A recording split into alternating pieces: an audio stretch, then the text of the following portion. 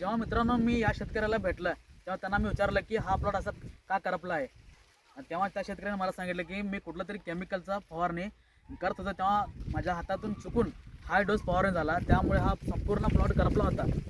आपण त्यांना मी परत विचारलं की आजोबा तुम्ही परत त्या दुकानामध्ये जाऊन ह्याला काहीतरी तुम्ही सल्ला घेतला काय, परत काहीतरी म्हणजे असं हिरवेगार होण्यासाठी काय औषध आहे का, उपाय आहे का, असं तुम्ही विचारला का. विचारल्यावर त्या केमिकल दुकानवाल्याने असं स्पष्टपणे सांगितलं की ह्याला काही उपाय नाही, हा प्लॉट आता गेला, तुम्ही हे काढून दुसरं काहीतरी नवीन करा.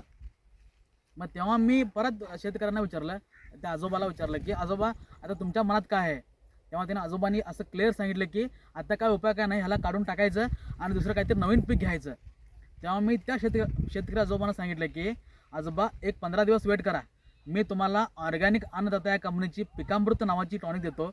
ते टॉनिक तुम्ही फक्त एकदा स्प्रे घ्या, तुमचं हे करपून गेलेलं पूर्ण प्लॉट परत नवीन जशा त्याच्या आता जो तुम्हाला जो हिरवागार असं प्लॉट तुम्हाला संपूर्ण प्लॉट तुम्हाला होईल असं मी त्यांना भरोसा दिला.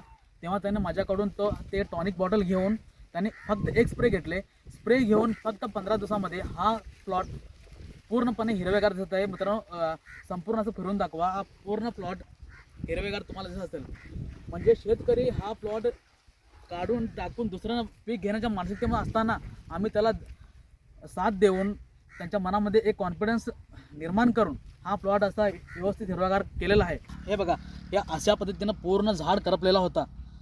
जेव्हा आपले पिकांवरती टॉनिक घेतले तेव्हा हा करपलेला झाड पूर्णपणे आता हिरवागार झालेला आहे.